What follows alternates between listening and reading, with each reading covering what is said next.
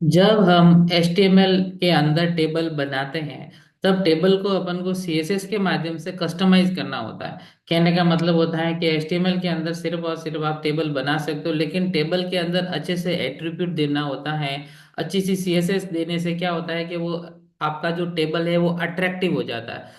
तो आप CSS का यूज करते हुए टेबल को कैसे कस्टमाइज कर सकते हो, इसका अपन आज प्रैक्टिकल करके देखेंगे। तो चलिए अपन VS कोड को ओपन कर लेते हैं। VS कोड को ओपन कर दिया मैंने। एक मैं फाइल ले लेता हूँ टेबल के नाम से, टेबल डॉट,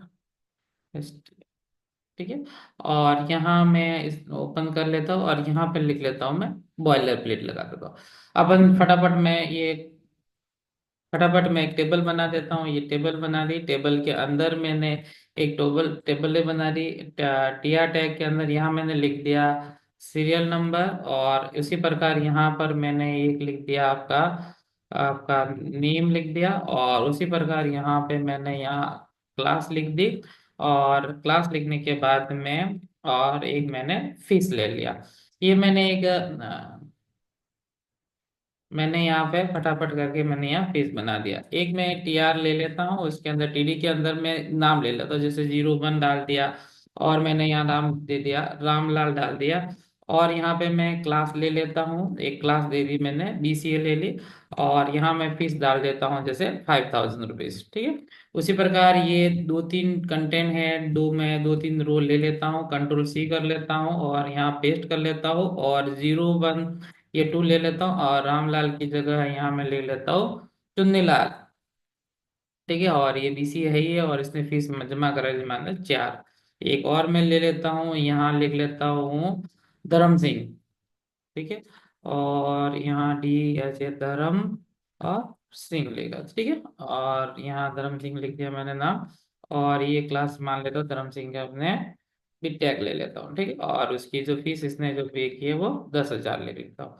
और देन फिर मैं बस एक और एंट्री कर लेता हूँ ताकि थोड़ा सा बेटर लगे। कंट्रोल C आ गया, और एक मैं यहाँ लिख दिया, और धर्म सिंह के बाद में यहाँ यहाँ ले लिया मैंने ईश्वर, ईश्वर लाल, ठीक है। लाल ले लिया। और इसने बीटेक की जगह बीटेक नहीं, BCom लिख लेता हूँ इसका, और कॉमर्स आ गया इसका। और मैं कॉमर्स लेता हूँ, और इसने जो फीस है वो मैं, इसने फीस 5,000, चलो 2,000 रुपये कर लेता हूँ, और इसको बंद कर लेता हूँ। ठीक है। अब इसका मैं प्रैक्टिकल इसका आउटपुट देख लेता हूँ कि किस प्रकार का आउटपुट आपके सामने शो होगा। ये अपन HTML में कर चुके हैं, ठीक है। अब HTML के अंदर क्या होता था कि जब आप इस प्रकार का आप टेबल बनाते थे, तब मैं क्या करता था इसको, बराबर दिखाई दे रहा है, तब मैं क्या करता था HTML के अंदर, जब मुझे इस प्रकार का बना दिया था और मुझे जब बॉर्डर की जरूरत पड़ती थी, तो मैं क्या करता था यहाँ लिख लेता था बॉर्डर और =1 लिखता था और सेव करता था। इस प्रकार की बॉर्डर है वो HTML के अंदर आपको शो आता है, ये जो कि अपन ऑलरेडी कर सके। यहाँ आप अगर एक की जगह अगर 2 लिखते हो तो इस प्रकार का, लेकिन अपन इस HTML का यूज ना करके अपन इस CSS का यूज करके इसको अपन क्या करेंगे, कस्टमाइज करेंगे। यानी HTML के अंदर जो ये एट्रीब्यूट देते थे उसको अपन सारे बंद कर लेंगे, और यहाँ अब अपन काम चालू करेंगे CSS के थ्रू। तो मैं यहाँ पे CSS स्टार्ट करता हूँ, और CSS ले लिया। यहाँ पर सबसे पहले मुझे देखो, एक दिमाग लगाओ, आपको कोई CSS के अंदर आपको रटने की जरूरत नहीं है। मैंने आपको कहा बहुत सारी प्रॉपर्टी होती है, इतने सारे याद करने की जरूरत नहीं है। बस आप समझो, अपने जो ये टेबल आ रही है तो सीधी सी बात है, टेबल के अंदर रो और कॉलम की लाइन तो आनी चाहिए। यहाँ पे लाइन आ नहीं रही है। तो आप ही बताओ कि अपन ने एक CSS के अंदर प्रॉपर्टी पढ़ी थी बॉर्डर, तो क्यों ना मैं यहाँ पे अगर टेबल के अंदर अगर बॉर्डर देता हूँ, ठीक है, बॉर्डर दे देता हूँ 1 पिक्सल, और सॉलिड दे देता हूँ, और मैं रेड दे देता हूँ, चलो ठीक है, रेड या ग्रे ले लेता हूँ, चलो ठीक लगेगा, कलर थोड़ा सा सही लगेगा, ठीक है। ये ग्रे दे देता हूँ, और जैसे ही मैं उसको सेव करता हूँ तो देखो एक चीज तो क्लियर हो गई कि मैं यहाँ पर देने से क्या होगा कि मेरे ये जो बॉर्डर जो दिख रहा है आपको, ये क्या हो गया मेरा, क्या हो गया, आसपास के अंदर क्या हो गया, यहाँ पे बॉर्डर आ गया, लेकिन टेबल पूरी है इसलिए बॉर्डर आ रही है। लेकिन ये जो कंटेंट लिखे हुए हैं, इन कंटेंट के अंदर भी तो आनी चाहिए, क्योंकि रो की लाइन आनी चाहिए, कॉलम की भी लाइन आनी चाहिए, तो वो नहीं आ रही है। तो उसके लिए मुझे क्या करना पड़ेगा कि मुझे भी पता है कि ये टेबल के अंदर ये टी एच के अंदर है और ये टी डी के अंदर है।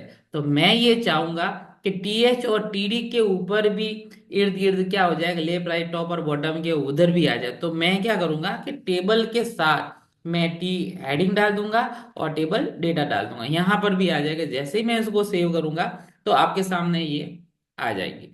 तो एक चीज तो क्लियर होगी कि हमें बॉर्डर देने की, अब उसको रटने की जरूरत ही नहीं कि बॉर्डर की प्रॉपर्टी अपन ने पढ़ी हुई है।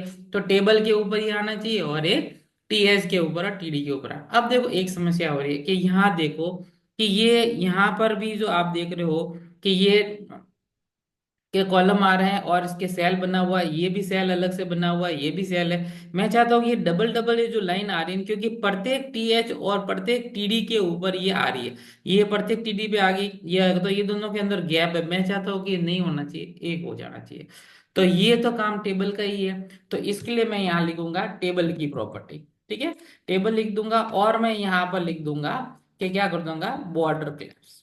ठीक है, यहाँ लिख दिया। ठीक है, टेबल, एक मिनट, बॉर्डर कैलप्स। यहाँ जैसे मैं बॉर्डर कॉलप्स लिखूंगा और जैसे मैं कॉलप्स लिखूंगा यहाँ पे, और जैसे मैं यहाँ सेव करूंगा, तो देखो यहाँ पे बॉर्डर कॉलप्स देने से क्या होगा कि आपके जो बीच का जो गैप जो हो रहा था वो हट जाएगा। अगर ये नहीं होता तो बाय डिफॉल्ट ये जो कॉलप्स होता है वो क्या होता है, सेपरेट होता है। जैसे मैं इसको सेव करूंगा तो सेपरेट, तो अभी मैं सेपरेट के थोड़ी बताऊंगा कि अगर ये प्रॉपर्टी ऑन होगी तो ही मेरी दो जो प्रॉपर्टी जो अभी इसके बाद में बताना वो इधर होगी। इसके बाद में अगर मैं ये चाहता हूं कि बॉर्डर कोलैप्स हो गया और मैं चाहता हूं कि बॉर्डर के अंदर कुछ स्पेसिफिक बॉर्डर स्पेसिंग दो। स्पेसिंग का मतलब ये होता है कि आपका एक कंटेंट आ गया, एक कंटेंट के बाद में ये दूसरा कंटेंट आ गया, तो इन दोनों के मध्य अगर मुझे गैप देना हो तो कैसे बताता हूँ। मैं यहाँ पे लिखता हूँ बॉर्डर, POR, बॉर्डर स्पेसिंग। जैसे मैं बॉर्डर स्पेसिंग देता हूँ, मैं चाहता हूँ कि स्पेसिंग दे रहा हूँ कि ये जो कंटेंट जो बना हुआ इन एक सेल के अंदर और दो सेल के अंदर स्पेस आना चाहिए। मान लेता हूँ कि मैं 10 पिक्सल और 20 पिक्सल लेता हूँ, देखना। और जैसे ही मैं उसको सेव करता हूँ तो देखो ये स्पेस आ गया। ये कहाँ से आया कि देखो अपन ने जो मार्जिन पैडिंग के अंदर जो पहला पढ़ा था, आपको पता था कि टॉप बॉटम होता है और अगला वाला जो होता है लेफ्ट, और इसके अंदर ठीक उल्टा होता है। ये जो होगा वो लेफ्ट, क्योंकि टेबल ऐसे जाती है। इस प्रकार कंटेंट लिखते हैं, पहले यहाँ लिखे, फिर यहाँ लिखे, यहाँ लिखे, ध्यान, फिर एक एक करके अपन क्या करते हैं, रिकॉर्ड को फिल करते हैं। इसलिए यहाँ पे ये जो है ये लेफ्ट राइट का है, लेफ्ट और राइट के अंदर मैंने 10 पिक्सल दिए और टॉप और बॉटम के अंदर मैंने क्या कर दिया, 20। लेकिन अगर मैं यहाँ सेपरेट नहीं लिखता हूँ और अगर मैं कॉलप्स लिख लेता हूँ तो रन करता हूँ, तो देखो ये रन नहीं करेगी, क्योंकि ऑलरेडी क्या होता है कि बॉर्डर को इसने क्या कर दिया, कॉलप्स कर दिया। तो इसके मध्य जो गैप होना चाहिए वो गैप है भी नहीं है। तो फिर आपका आप ही बताओ कि बॉर्डर स्पेसिंग कैसे देगा। इसलिए इस प्रॉपर्टी को यूज करने के लिए आपको यहाँ पे कॉलैप्स सेपरेट होगा तो ही चलेगा, अदरवाइज नहीं चलेगा। एक जो आती है, जो आपकी जो बॉर्डर की जो प्रॉपर्टी आती है, अगर मान लो कि आपके एम्प्टी होता है, अगर कोई भी सेल है, सेल अगर मान लो कि आपका कोई खाली है, एम्प्टी है, तो अगर मैं चाहता हूँ कि ये हाइड हो जाना चाहिए या शो होना चाहिए, बाय डिफॉल्ट ये एम्प्टी सेल शो ही है। कैसे, मैं बताता हूँ। मान लेता हूँ कि मैं यहाँ पर ये रामलाल लिखा हुआ है, ये मैं थोड़ा सा हटा देता हूँ और इसको मैं सेव करता हूँ, तो देखो ये रामलाल ये हट गए हैं यहाँ से। अब मैं यहाँ जाता हूँ, यहाँ जाने के बाद में यहाँ चला जाता हूँ और यहाँ पे जाने के बाद में फिर मैं क्या लिखता हूँ, एम्प्टी सेल लिख देता हूँ। एम्प्टी सेल लिख लेता हूँ और इसको सो लिखता हूँ, तो कोई फर्क नहीं पड़ेगा। ये देखो सो ईयर। लेकिन अगर मैं यहाँ पे अगर ये सो न करके, ये बाय डिफॉल्ट होता है, अगर मैं इसको हाइड कर लेता हूँ, जैसे ही मैं हाइड करता हूँ तो देखना ये जो आपका जो सेल जो ये दिख रहा है ना, ये हाइड हो जाएगा। देखो जैसे मैं सेव करता हूँ तो देखो यहाँ से हट गया। लेकिन ये भी प्रॉपर्टी कब होगी, जब बॉर्डर कॉलेप्स होगा। अगर मैं अगर सॉरी सेपरेट होगा, अगर मैं कॉलेप्स करूंगा तो नहीं चलेगा। ध्यान रखना, इसको सेव कर दिया तो पता ही नहीं चलेगा। देखो शो हो रहा है, क्योंकि वो कॉलेप्स का क्या हो गया, मर्ज हो गया, इसलिए वो नहीं चलेगा। तो ये तो दो प्रॉपर्टी जो होती है बॉर्डर कॉलेप्स के अंतर्गत, अगर सेपरेट लिखा होता है तो बॉर्डर की स्पेसिंग और जो एम्प्टी सेल ये चलते हैं, अदरवाइज नहीं चलते। ठीक है, ये दो प्रॉपर्टी बहुत इंपॉर्टेंट रहती है और अपने ज्यादातर इसका अपने यूज में आता है। एक जो अपन जो प्रॉपर्टी अपन लेते हैं टेबल लेआउट, टेबल लेआउट क्या काम करता है कि अगर आपने कुछ डेटा लिखे हैं और उसकी आपने पहले से कोई अगर विथ दे रखी है, और उस विथ से बाहर अगर कंटेंट अगर जाते हैं, और अगर उसकी साइज अगर आप फिक्स कर लेते हो, तो फिर क्या हो जाएगा, जो टैक्स हो गए वो क्या हो जाएंगे, ओवरलैप हो जाएंगे। अगर उसको ऑटो रखते हो तो बाय डिफॉल्ट ऑटो रहते हैं। अपन प्रैक्टिकल करके देखते हैं। मान लेता हूं कि मैं यहाँ पे देखना, मैं यहाँ पे कुछ कुछ भी डेटा डालता, मैं दे तो ये कुछ भी डेटा डाल दीजिए, ये मैंने डाल दिया, ठीक है।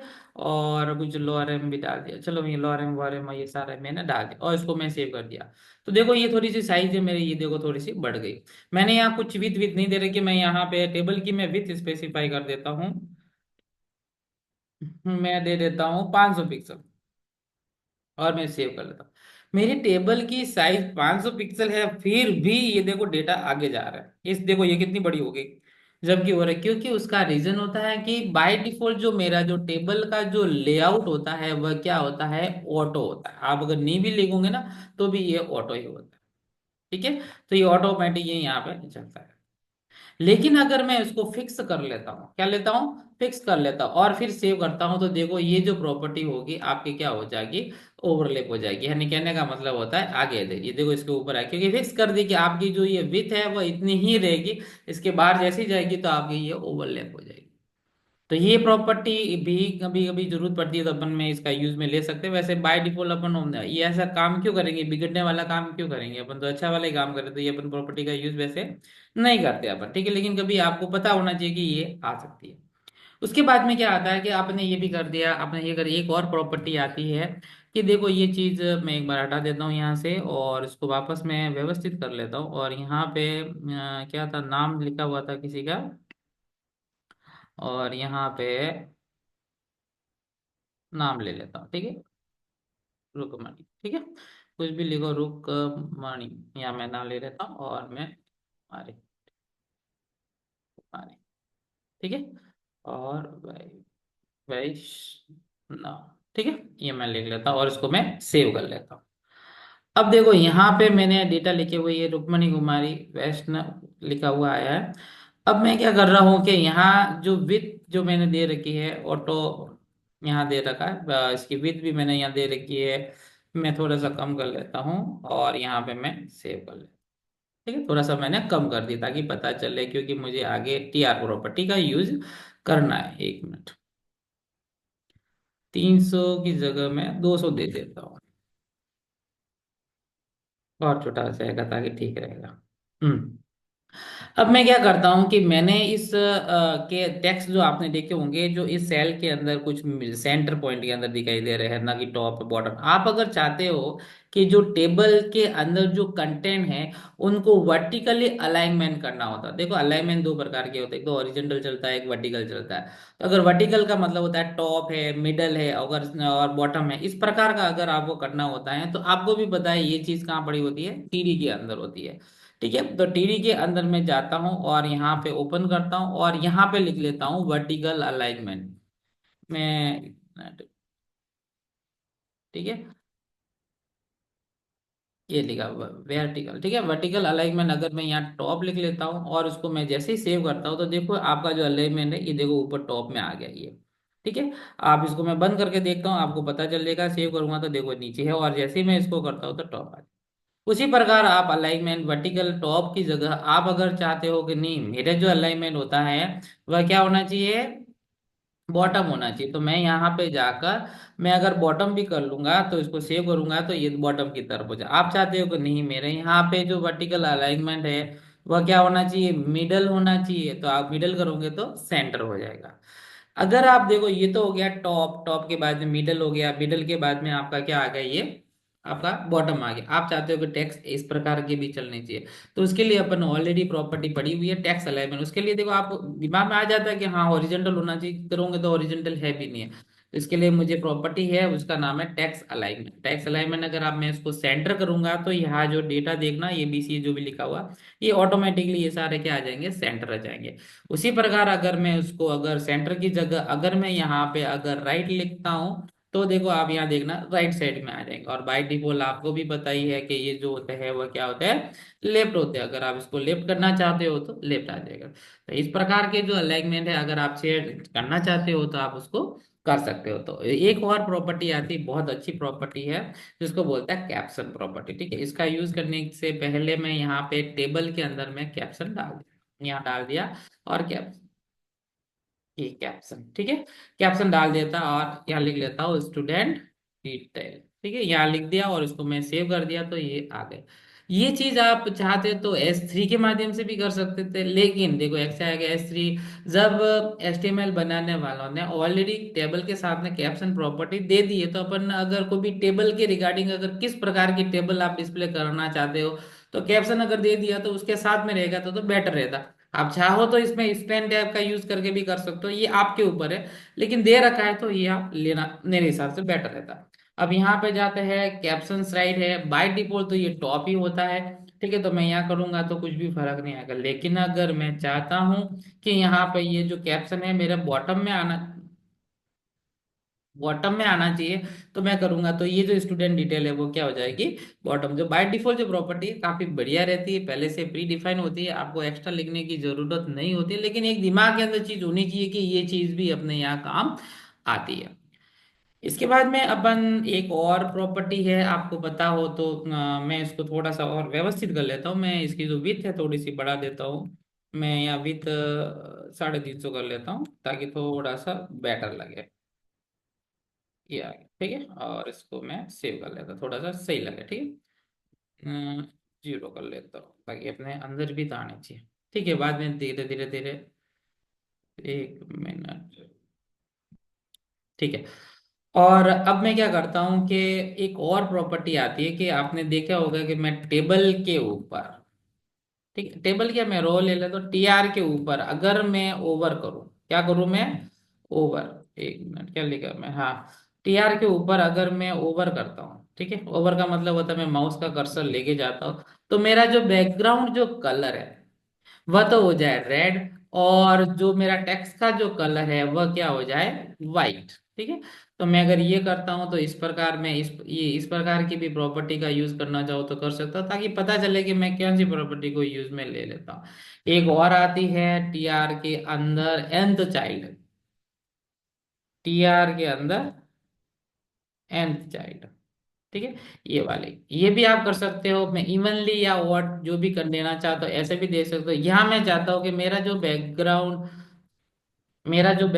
जो कलर है वह जो होना चाहिए ब्लैक हो जाने चाहिए, और जो मेरा जो कलर है वो क्या हो जाना चाहिए, ग्रीन होना चाहिए। आप चाहो तो ऐसे भी कर सकते हो, इस प्रकार के भी आप प्रॉपर्टी अगर अप्लाई करना चाहते हो तो कर सकते हो। एन चाइल्ड का मतलब ये होता है कि TR के एन चाइल्ड, यानी TR बोले टेबल रो, और उसके चाइल्ड कौन से हो गए, TD हो गए, तो कौन से फॉर्म में चाहिए, इवन के फॉर्म में। इवन का मतलब होता है सम, तो आपको भी पता है कि ये पहला है वह एक एक सम नहीं होता है, वे विषम है, और ये क्या हो गया सम, और वापस 3, फिर वापस 4, और ये पास। अगर आप अगर इवन की जगह अगर ऑड लिख लेते हो तो फिर कौन से फॉर्म में आ जाएगा, ऑड की फॉर्म में आ जाएगा। तो 1 ऑड होता है, 2 इवन होता है, 3 ऑड होता है, ये इवन होता है, ये ऑड होता है। इस फॉर्म के अंदर भी अगर आप चाहो तो ये कर सकते हो। और अगला जो अपना जो रहता है, आप इसको और मॉडिफाई कर सकते हो, उसको सेंटर में अलाइनमेंट कर सकते हो, मार्जिन का यूज कर सकते हो, पैडिंग का कर सकते हो, ये सब आपको मैंने आपको बता रहा था। इसके अंदर अगर किसी भी प्रकार का कोई डाउट है,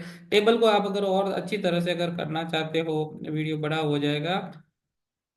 मैं इसको टेबल को फटाफट एक मैं इसको मार्जिन सेट कर लेता हूँ।